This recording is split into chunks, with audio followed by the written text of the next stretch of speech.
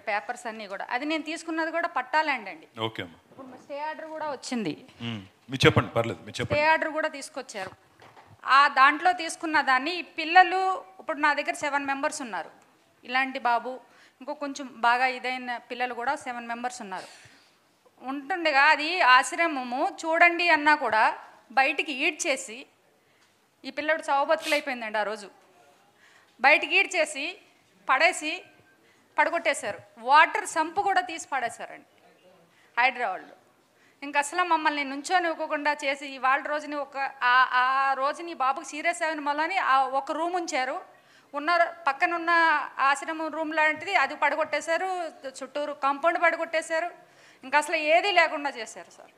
ఆ పట్టా భూముల్లో ఉన్న ఇళ్ళు కూడా చిన్న చిన్న పిల్లలు, వాళ్ళని కూడా బయటికి లాగేసి ఆ ఫ్యామిలీని కూడా వచ్చారు కూడా ఫ్యామిలీలు కూడా పిల్లల్ని తీసుకుని మరీ ఘోరంగా చేసి మరీ దుర్మార్గంగా చేసిన ఈ ప్రభుత్వం, ఈ హైడ్రా మనుషులు మరీ వరస్ట్గా మాట్లాడుతున్నారండి. మాట్లాడే విషయంలో కూడా మరీ వరస్ట్. ఇప్పుడున్నారు, నిన్న కూడా వచ్చి నీదేదో ఉంచాము, నువ్వు నోరు మూసుకుని ఉంటావో ఉండు, లేదంటే తీసి పడేస్తాం. దేన్ని తీస్తారు? ఇగో నా దగ్గర ఆల్రెడీ స్టే ఆర్డర్ కూడా తెచ్చుకున్నాను నేను. కోర్టు నుంచి స్టే ఆర్డర్ ఇదిగోండి తీసుకొచ్చా. మీకు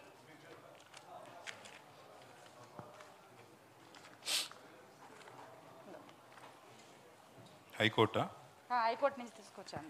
హైకోర్టు స్టే ఆర్డర్ ఉన్నా కొట్టేశారు. స్టే ఆర్డర్ కూడా ఉన్నా కూడా తీసేశారు. అది ఇప్పుడు మధుసూదన్ గారిది కూడా స్టే ఆర్డర్ ఉంటే కూడా కొట్టారు. మీది కూడా స్టే ఆర్డర్ కూడా ఉంది. దానికి స్టే ఆర్డర్ ఉంది. ఆల్రెడీ మాకు అమ్మిన వాళ్ళకి కూడా స్టే ఆర్డర్ వచ్చింది. మాకు అమ్మిన వాళ్ళకి కూడా స్టే ఆర్డర్ వచ్చిందండి. ఇది ఎకరాలకి. Court made the warning more than 5-6 times, sir. Not one time. More than 5-6 times. 5-6 bar warning भी दिया. 5-6 बार वार्निंग देने के बाद भी ये सब हुआ है. She is running. You are running a school. She is running an orphanage. ఎవరైతే మాకు ఇచ్చారో వాళ్ళది స్టే ఆర్డర్లు ఇవి. అమ్మా, వాళ్ళకి కూడా ఉన్నాయి. ఇవన్నీ ఉంటే మరి అధికారులకు చూపెట్టలేదా? అధికారులకు చూపించాం సార్. అధికారులకు చూపించాము. ఇట్లా ఉంది. నేను సేవ చేసుకుందాం అనుకున్నా. నేను ఎవరి దగ్గర ఫండ్స్ తీసుకోలే. ఎవరి దగ్గర నేను 13 years దుబాయ్ సర్వీస్ నాది. ఆ సర్వీస్లో సంపాదించుకున్న డబ్బులతో నేను కష్టపడి నేను ఆర్గనైజేషన్ నడుపుతున్నాను. నాకున్నది ఒకే ఒక కొడుకు. మిగతా పిల్లలకు సేవ చేయాలి. ఆల్రెడీ నా బాబు అమెరికా వెళ్ళాడు, MS చదువుతున్నాడు. వాళ్ళ లైఫ్ వాడు చూసుకుంటాడు. మగపిల్లాడు, ఆడపిల్ల కాదు. నేను కట్నం ఇచ్చి పెళ్లి చేయాలి, వాడు వెనకాల పరిగెస్తాలంటాకి. బాబు వాడికి లైఫ్ చదివిచ్చేసాం, అయిపోయింది. నేను ఒకదాన్ని, నేను పిల్లల్ని చూసుకోవాలి. ఎందుకంటే నా చిన్న తమ్ముడు వికలాంగుడు, వాడంటే నాకు ప్రాణం, చనిపోయాడు. ఆ బాబు సంకల్పంగా నేను ఈ ఆశ్రమం నడపాలని చెప్పేసి ఫస్ట్ ఆ బాబు ఉన్నా కాడి నుంచి నాకు ఆశ ఉంది. నాకు ఇప్పుడు కూడా అదే ఆశ. నాకు ఏమీ వద్దు సార్. నేను చనిపోయే లోపలైనా సరే ఆ ఆశ్రమంలో 10 మంది పిల్లలు బతుకుతున్నారంటే నాకు చాలు. అంతకు మిక్కిలి నాకు ఆశలు ఏమీ లేవు. ఈ విషయాన్ని ఇది చెంబుపూర్ రాజన్నకి తెలుసు, మన వివేకాన్నకి తెలుసు. ఇద్దరు కూడా చెంబుపూర్ రాజన్న ఈ ట్రిప్ మాత్రం నీకు కంపల్సరీ ఆశ్రమం పెద్దగా చేద్దామమ్మా, నువ్వెంతమందిని జాయిన్ చేసుకుంటే అంతమందిని జాయిన్ చేసుకో అని చెప్పి వాదా ఇచ్చారు నాకు ఇద్దరు కూడా. దురదృష్టం మన గవర్నమెంట్ రాలేదు, అది రాలేదు కదా. అందుకనే ఇలా అయిపోయింది సార్ మాది. ఈ పిల్లల్ని మీరు ఏం చేస్తారో ఆశ్రమం ఇంకో ఒక్కటే రూమ్ ఉంది, ఇది ఒకటే ఉంది. ఇప్పుడు ఇలా ఉండే ప్లేసు ఇప్పుడు ఇలా చేస్తారండి. ఇలా ఉండే ప్లేసు ఇది స్టార్టింగ్ 2021లో నేను రిజిస్ట్రేషన్ చేశాను. నేనేమి దొంగతనంగా చేస్తలేదు, ఏదో ఫ్రాడ్గా చేస్తలే. లైసెన్స్ కూడా తీసుకున్నా నేను. ఒక్క మాట దుర్గమ్మ, ఒక్క మాట. ఆమె చెప్పింది విన్నారా? 13 ఏళ్ళు నేను దుబాయ్లో గల్ఫ్లో నా అంతటి నేను సంపాదించుకున్నాను కొన్ని డబ్బులు. నాకున్నది ఒకడే ఒక కొడుకు, అమెరికా చదువుకోవడానికి పోయినాడు. నా తమ్ముడు వికలాంగుడు. తమ్ముడిని చూసి అట్లాంటి పరిస్థితి వేరే వాళ్ళకి రావద్దని చెప్పి కొంతమంది కన్నా నేను హెల్ప్ చేయాలని చెప్పి ఒక 10 మంది కోసం ఒక ఆశ్రమం పెట్టుకున్నాను, కొన్నాను, పట్టా చేయించుకున్నాను. ఓ 4 రూములు కట్టి అందులో 10 మంది పిల్లలు, 7 మంది పిల్లల్ని అక్కడ పోషిస్తున్నాను. పోషిస్తుంటే ఈ రకంగా వచ్చి అరాచకంగా మమ్మల్ని నిలగొట్టినారు. ఒక రూమ్ ఉంచినారు. ఇప్పుడు ఆ ఒక్క రూమ్ కూడా ఉంచమని చెప్పి కోర్టు ఆర్డర్ ఉండంగా కూడా ఇట్లా చేస్తున్నారు. చేసి ఇవాళ మమ్మల్ని మెడల్ బట్టి అక్కడి నుంచి గెంటుతున్నారని చెప్తున్నారు. దుర్గమ్మకి నేను ఇచ్చే మాట మీ అందరి తరపున, మీ అందరి ముందు, ఈసారి గవర్నమెంట్ గాని వచ్చింటే ఆశ్రమం మనమే కట్టేటోళ్ళం. లేని పక్షంలో అయినా సరే మీకు కట్టించే బాధ్యత నాది. మా గవర్నమెంట్ కట్టించే బాధ్యత చేశాను సార్. కలెక్టర్ ఆఫీసులో కూడా నేను అప్లై చేశాను. ఈ అమ్మాయి పేరేంటి? నాగలక్ష్మి. ఎప్పటి నుంచి ఉంటున్నావు దుర్గమ్మ ఆశ్రమంలో? 6 years నుంచి. 6 ఏళ్ళ నుంచి. బాగా చూసుకుంటున్నారా? Seventh class. 7th క్లాస్ చదువుతున్నావా? ఎంతమంది ఉన్నారు పిల్లలు? 7 members. 7 మంది ఉన్నారా? అందరిని అమ్మ బాగా చూసుకుంటుందా? ఈ బాబుతో మాట్లాడండి ఒకసారి. ఇట్లాంటి రవి చెప్పనానా? సేమ్ రవి. ఎన్ని రోజుల నుంచి ఉంటున్నావు? 6. అక్క ఎలా ఉంటుంది నీ దగ్గర? మంచిగా ఆ? మంచిగా మంచి చూసుకుంటుందా? నేను కొడుతుంగ తిడుతుంగ గట్ట ఏం లేదు, మంచిగా చూసుకుంటా. ఇట్లాంటి పిల్లలకి సేవ చేసే వాళ్ళని కూడా మెడల్ బట్టి నూకేస్తే వీళ్ళ మీద కూడా హైడ్రా పగబట్టి పడగబట్టి కొడితే ఇంకా మరి గవర్నమెంట్ ఉన్నది ఎవరి కోసం మీరు ఆలోచించాలని చెప్పి నేను ముఖ్యమంత్రి గారిని కూడా కోరుతా ఉన్నా. ఇది పద్ధతి అయితే కాదు. మీరు చేయాలనుకుంటే పెద్దవాళ్ళని, ఇప్పుడు పెద్ద పెద్ద వాళ్ళు, మీ మంత్రులు, మీ సామంతులు, మీ తమ్ముడు, వీళ్ళందరూ కట్టుకున్న రాజభవనాలు ముందు కూలగొట్టు. లేదు నాలాంటి వాళ్ళ మీద కోపం ఉంటే మాయి కూలగొట్టు. కానీ వీళ్ళ కడుపు కొట్టి ఏం సాధిస్తుంది ప్రభుత్వం, దయచేసి ఆలోచించాలని చెప్పి ముఖ్యమంత్రి గారిని కూడా, ప్రభుత్వాన్ని కూడా నేను కోరుతా ఉన్నా. తప్పకుండా శాసనసభలో కూడా దుర్గమ్మ మీ తరపున ఈ సమస్యను లేవనెత్తే బాధ్యత మాది. సార్ అందరికీ దయచేసి జూబ్లీహిల్స్ ఎన్నికల గురించి ఇంకో దాని గురించి వద్దు, దాని గురించి వద్దు. మాలాంటి ప్రజలు అక్కడ కూడా అన్యాయం అయిపోతారు కదన్నా.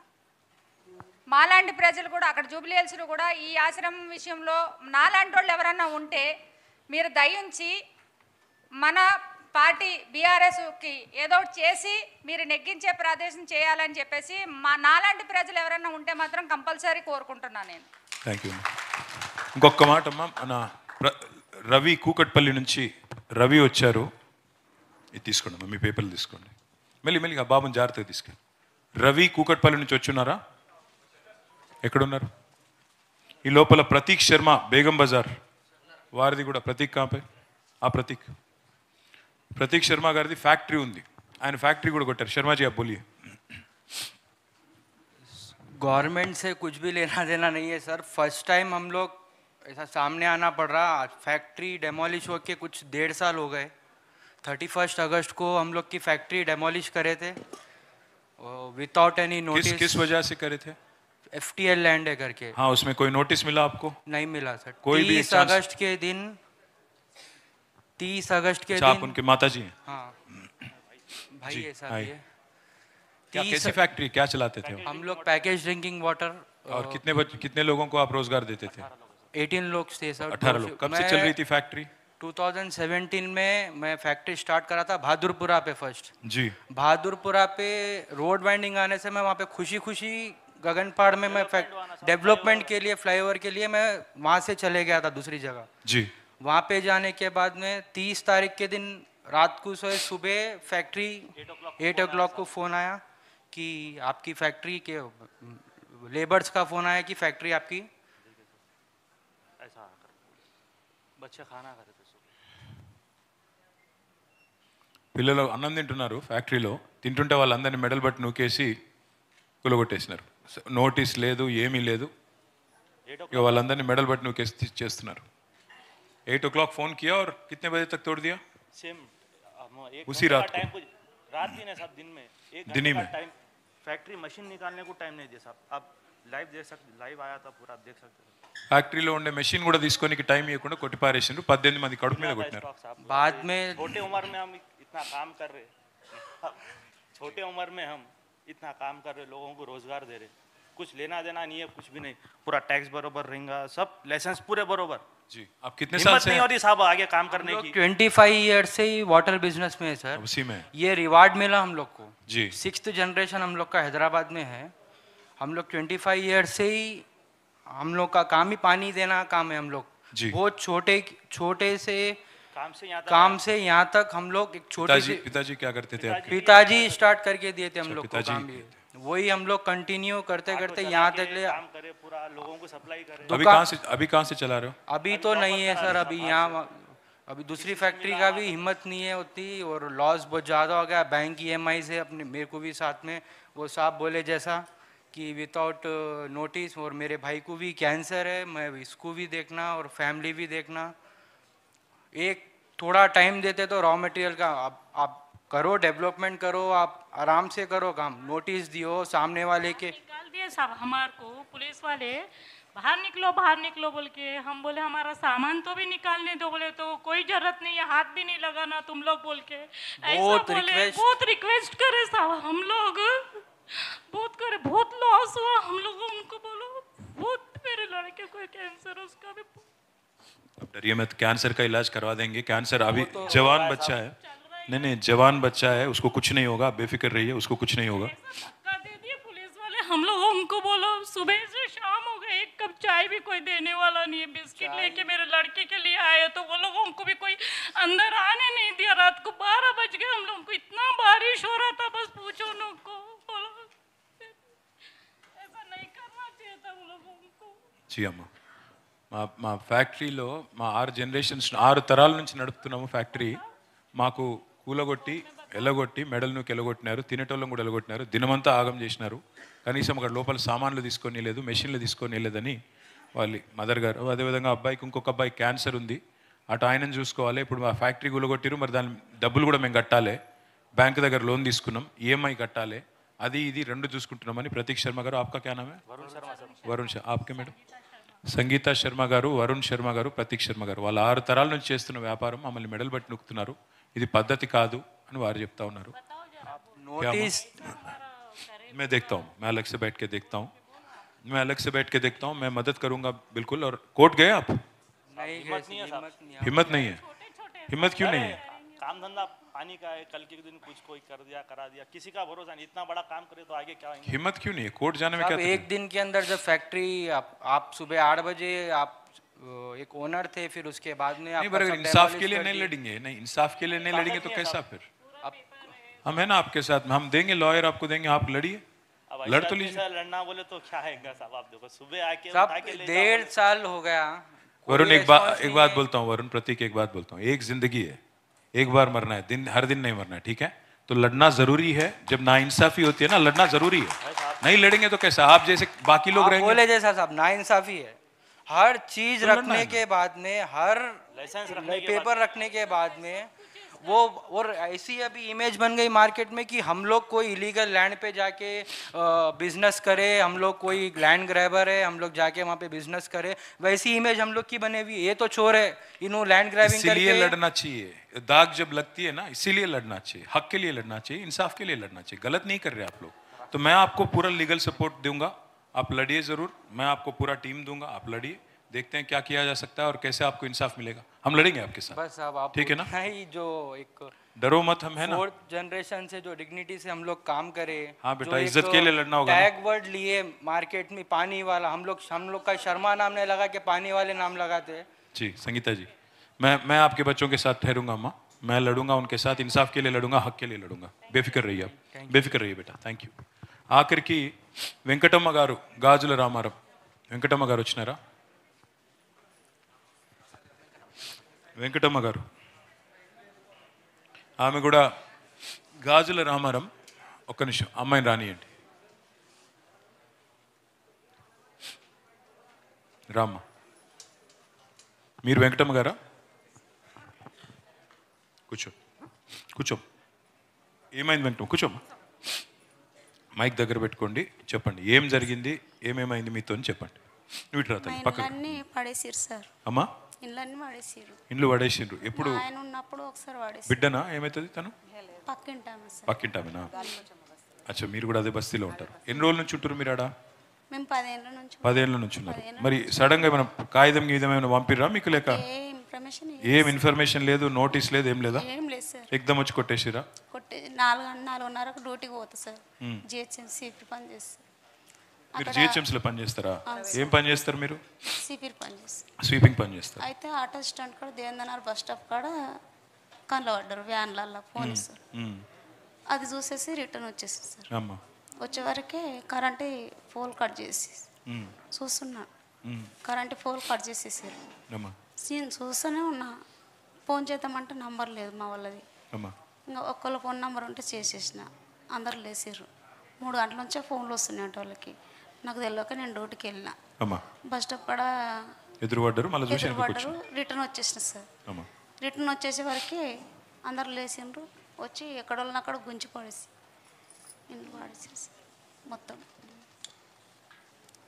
గుడిసెలు వేసుకున్న వాళ్ళని గుడిసెలకి వెళ్ళి గుంజేసిరు సార్. మొత్తం అసలు పెద్దరమాస సార్, ఆ రోజు పెద్దరమాస రోజు పువ్వులు తెచ్చుకోనికి ఇళ్ళకి వెళ్ళి బయటకు వెళ్ళి పువ్వు తెచ్చుకోనికి, అసలు పెద్దరమాసాన్ని చూడకుండా గిట ఇండ్లకు తాళాలు ఎందుకున్నాయి, ఎందుకు లేరు మనుషులని మొత్తం ఎక్కడిదక్కడ నేల మట్టం చేసేసి సార్. గండమ్మ సార్ మీరు కూడా అక్కడే సార్ అందరం అక్కడనే ఉంటాం సార్. చాలా దారుణం సార్. ఏమనంటే మాటికి ముందు వాళ్ళు ఏమంటారంటే మీరు డబ్బులు పెట్టి కొనుక్కురు.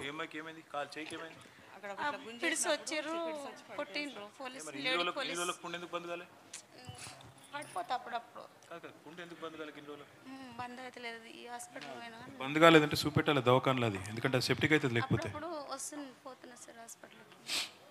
నేను ఫస్ట్ అయితే వైద్యం చేపిస్తా మన అనిరుద్ధ్ వైద్యం చెప్పియాలా తప్ప ఒక పని చేస్తామ్మా అమ్మ నీకు మంచి హాస్పిటల్లో ముందు వైద్యం చేపిస్తా ఎందుకంటే ఫస్ట్ నీ చెయ్యి అంత అమ్మాయి పడిపోయి గుంజుకపోతే మొత్తం దెబ్బలు తాకినాయి ఫిట్స్ వచ్చినాయి అట దానికి మొత్తం ఇంకా కూడా పుండ్లు బంద్ కాలే మీ అమ్మనా నమస్తే అమ్మా మా ఆయన చనిపోయాడు సార్. అమ్మ మీ అందరికీ ఇక నేను ఇంకా మాట్లాడితే మనం ఇంకా ఛాన్స్ సేపు మాట్లాడచ్చు అందరి బాధలు ఇట్లే ఉన్నాయి 1000 మంది ఉన్నారు ఇట్లా మీ లెక్క మీ అందరికీ నేను చెప్పేది ఒకటే ముందు అవునమ్మా అవును మీరు అక్కడే అందరం అక్కడే ఏమింటో ముందు సార్ ఎంపీ ఉండగానేమో మా ఏరియాకి వచ్చి మమ్మల్ని గుడిసెలు వేసుకోమని చెప్పిండు సార్. ఇప్పుడు ఎంపీ ఉండగా వచ్చి రేవంత్ రెడ్డి గారు ఎంపీ ఉండగా వచ్చి మా ఏరియాకి వచ్చి అమ్మ మీరు లేని వాళ్ళు గరీబ్ వాళ్ళు ఉన్నారమ్మా గుడిసెలు వేసుకోరని చెప్పిండు. ఈ రోజు సీఎం కాగానే వచ్చి గుడిసెలు తీసేయడం ఎంతవరకు కరెక్ట్ సార్? ఇది ఎంత దారుణం అంటే పండగ అనకుండా గిట్ట ఇళ్ళకి వెళ్ళి గుంజుకుంటే వెళ్ళగొట్టిండు సార్. పండగ పెద్దరామాస సార్ బతుకమ్మలకు ఒక హౌస్ కట్టించుకున్నాం అందరం కలిసి హౌస్ గిట్ట బతుకమ్మ లేకుండా గుల్లగొట్టిండు సార్. ఈ సంవత్సరం మాకు చాలా దారుణంగా చేసిండు సార్ మమ్మల్ని. పెద్ద పండుగ రోజు అసలు మాకు తిండి లేదు తిప్పలు లేదు. ఇప్పుడు ఏమనంటే ఏమంటుండు ఆ ప్రభుత్వం వచ్చి మిమ్మల్ని కాపాడింది అమ్మా ఆ ప్రభుత్వం వచ్చి కాపాడుతుందా? అవును ఈ ప్రభుత్వంలో ఉన్నప్పుడు ఈ ప్రభుత్వం మేము చేసే పని చేస్తున్నాం మేము ఆ ప్రభుత్వం వచ్చి కాపాడమని మీకు ఎవరిచ్చిరో వాళ్ళను తీసుకురండి సార్. మాకు ఎవ్వరు ₹1 తీసుకోలేరు మాకు ఎవ్వరు ప్లాట్లు ఇవ్వలేరు సార్. అది కోరి కోరిలో రౌతులు కొట్టారు అక్కడ ఉన్నాం అందరం మనిషికి 10 5 అట్లా వేసుకొని అందరూ 50 60 గజాల కంటే ఎక్కువ ఉంటే సార్ మీరు వచ్చి చూడండి 60 గజాల కంటే ఎక్కువ ఉంటే మొత్తం మీరు తీసేసుకోరు మేము ఏదానికైనా రెడీ 60 గజాల కంటే ఎవ్వరికి ఇంత జాగా ఎక్కువ లేదు అక్కడ. అసలు ఆ రోజు పడిపోయింది కూడా నాకు సోయలేదు సార్. అసలు మాట్లాడింది ఒకటే ఒక్కసారి అటు చూడు ఈ అమ్మాయి అటు చూడం ఒక అడిదిరు అమ్మాయి తన పేరు వెంకటమ్మ గారు ఆమె కానీ మిగతా ఆడబిడ్డలు చెప్తుంది ఏంటంటే అక్కడ రేవంత్ రెడ్డి గారు గతంలో ఎంపీగా ఉన్నప్పుడు మల్కాజ్గిరి ఎంపీగా ఉన్నప్పుడు మా దగ్గరికి వచ్చిండు మీరు గరీబోళ్ళు ఇంకా ఇక ఫోటోలు కూడా ఉన్నాయి రేవంత్ రెడ్డి గారు వచ్చిన ఫోటోలు కూడా ఉన్నాయి వచ్చి మీరు ఇంకా వేసుకోండి ఇంకా గుడిసెలు వేసుకోండి ఇంకా జాగా తీసుకోండి మీరు పేదవాళ్ళు లేని వాళ్ళు ఉండండి అన్నాడు. కానీ మేము ఏ ఒక్కరి దగ్గర కూడా ₹1 కూడా మేము తీసుకోలేదు ఎవరికి ఇయ్యలేదు కేవలం ఆడ క్వారీ జాగా ఉండే ఆ క్వారీ జాగాలో మేము 10 ఏళ్ళకి వెళ్ళి ఆడనే అక్కడ రాళ్ళు కొట్టినాం ఇది వరకు అక్కడనే చిన్నగా 50 గజాల ఇల్లు కట్టుకున్నామని చెప్తున్నారు.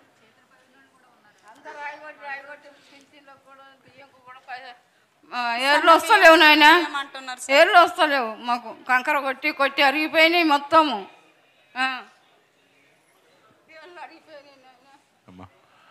మీ అందరికీ నేను మళ్ళొక్కసారి చెప్తున్నా దయచేసి మీకు ఎవరెవరికైతే న్యాయ పోరాటం చేయాలని ఉన్నదో వాళ్ళందరికీ లీగల్గా సపోర్ట్గా నిలబడే బాధ్యత మాది. మీరు ₹1 మీరు ఖర్చు పెట్టే అవసరం లేదు మొత్తం మేము కొట్లాడతాం మీ తరఫున నెంబర్ 1. నెంబర్ 2 న్యాయ పోరాటం చేసి కూడా కొంతమంది మధుసూదన్ గారు లాంటి వాళ్ళు ఆ ప్రతీక్ శర్మ లాంటి వాళ్ళకు మిగతా వాళ్ళకు కొంతమందికి ఆర్డర్లు ఉండంగా కూడా భవానీ గారు దుర్గమ్మ గారికి వాళ్ళకు కోర్టు ఆర్డర్ ఉండంగా కూడా గవర్నమెంటు వాళ్ళకు ఇంకా కూడా రక్షణ ఇస్తలేదు. మిగతా వాళ్ళకు నేను చెప్పేది ఏంటంటే మీ దగ్గర కాగితాలు ఉంటే ఇక్కడ మన లాయర్లు ఉన్నారు మొత్తం ఆ లాయర్ల టీం మీతో ఉంటుంది మీరు కొద్దిసేపు భోజనం చేయండి భోజనం కూడా ఇంతజాం చేసినాము భోజనం తర్వాత మీకు లాయర్లు ఉంటారు వాళ్ళు మొత్తం మీకు సలహాలు ఇస్తారు న్యాయ సలహాలు మీకు ఎట్లా కొట్లాడదాం ఏం చేద్దాం న్యాయపరంగా మీకు ఏ రకమైన రక్షణ ఏమా నీ పేరు ఏమా మీకు భోజనం చేసినాక లాయర్లకు కల్పిస్తా తల్లి కాగితాలు ఉంటే నేను కల్పిస్తా. పెద్దరామాస రోజు పొద్దున్న 4 వచ్చారు సార్ వచ్చి మొత్తం గులగొట్టేసారు చిన్నపిల్లలు ఇబ్బంది అయిపోయింది మాకు ఇట్లా పేపర్లు ఉన్నాయని చెప్తే కూడా చూడకుండా మొత్తం అన్నీ తీసేశారు సార్. ఆ రోజు సండే అమావాస్య ఇంకా ఆ రోజు పండగ ఉంది ఏవి కుళ్ళ ఉండవు కదా సార్ మేము చెప్పినాం మాకు కొంచెం టైం ఇవ్వండి అని చాలా అడిగినాం కాళ్ళు పట్టుకుంటే యాక్టింగ్ చెయ్యకమ్మా అని చెప్పి పోలీసు వాళ్ళు చాలా ఘోరంగా మాట్లాడారు సార్. సారీ అమ్మా మా అందరి తరపున నీకు నీ పిల్లలకు సారీ కాకపోతే దీనికి మొత్తం కూడా లీగల్గా కొట్లాడచ్చు న్యాయం జరుగుతుంది లీగల్గా కొట్లాడచ్చు న్యాయమూర్తుల దగ్గర పోదాం అసెంబ్లీలో కొట్లాడదాం ఏది కాకపోతే ఆఖరికి నేను మళ్ళీ చెప్తున్నా మేము వస్తాము రాగానే మళ్ళీ మీకు న్యాయం చేసే బాధ్యత మాది. కాకపోతే దయచేసి మీరు ముందు భోజనం చేయండి భోజనం చేసిన తర్వాత మొత్తం మన న్యాయ నిపుణులందరూ ఇక్కడనే ఉన్నారు మన న్యాయవాదులందరూ బృందం ఇక్కడే ఉన్నది వాళ్ళందరితోన మీకు కూర్చోబెట్టి న్యాయం చేయించే బాధ్యత నాది. రావుల చంద్రశేఖర్ రెడ్డి గారు ముందు రండి సార్ ఒక్క నిమిషం చంద్రశేఖర్ రెడ్డి గారు మా పార్టీ జనరల్ సెక్రటరీ, మొత్తం పార్టీ ఆఫీస్ అంతా బాధ్యత వారిదే. వారు కూడా ఇప్పుడు మీతో ఇక్కడే ఉంటారు. వారు మీరు భోజనం చేసిన తర్వాత న్యాయవాదుల బృందంతో మీరు ఎవరెవరు కలవదలుచుకుంటే వాళ్ళు కొద్దిగా ఓపికగా ఒక అర్ధగంట అటు ఇటు అయినా ఓపికగా ఉండండి. చంద్రశేఖర్ రెడ్డి సార్ ఇక్కడే ఉంటారు మీతో పాటు. 10 మంది న్యాయవాదులు ఉన్నారు, వాళ్ళు కూడా ఉంటారు. వాళ్ళందరూ మీకు హైకోర్టుకు పోవాలన్నా ఏ కోర్టుకు పోవాలన్నా మీకు న్యాయం చేపించే బాధ్యత నాది. నీ పేరేందమ్మా? సార్ నా పేరు జ్యోతి అండి. ఆ రోజు పెత్తరమాస రోజు పొద్దున్నే అసలు తెల్లారలేదు, 4 గంటలకల్లా వచ్చేసి మా ఇండ్లన్నీ కూలగొట్టేశారు. పిల్లలకి ఎగ్జామ్స్ ఉన్నాయి, బతిమలాడాం సార్. మా కరెంట్ తీసేశారు, నీళ్ళు ఆ రోజు పండగ పూట స్నానం లేదు, అందరం అలాగే ఉన్నాం. బతిమలాడుతున్నా వదలలేదు. మేమేం కోరట్లేమండి, చాలా ఉన్నోళ్ళ ఇండ్ల దగ్గరికి వెళ్ళట్లేరు గవర్నమెంట్ ఈ హైడ్రా అనేది, కానీ మా గరీబోళ్ళ మీద పడుతున్నారు. మాకు చాలా ఇబ్బంది అవుతుంది. మేమేం కోరట్లేము సార్. మేము అడుగుతున్నాం, మేము ఎక్కడైతే ఉంటున్నామో మా జాగాలు మాకే కావాలి, మేము ఇది కోరుతున్నాం సార్. ఆ రోజు పిల్లలకి ఎగ్జామ్స్, మేము చాలా అంటే చాలా ఇబ్బంది పడుతున్నాం సార్. ఇప్పుడు రేవంత్ సార్ ఏం చేశారు, ఫ్రీ బస్సులు అన్నట్టు పెట్టారండి. ఫ్రీ బస్సులు మా ఆయన ఆటో నడుపుతాడు, ఆటో నడవట్లేదు. మీకు కూడా తెలుసు, ఫ్రీ బస్సులు అన్నట్టుగా చాలామంది బస్సులకి వెళ్ళిపోతున్నారు, ఆటోలు నడవట్లేదు. నేను మా ఆయన కూలి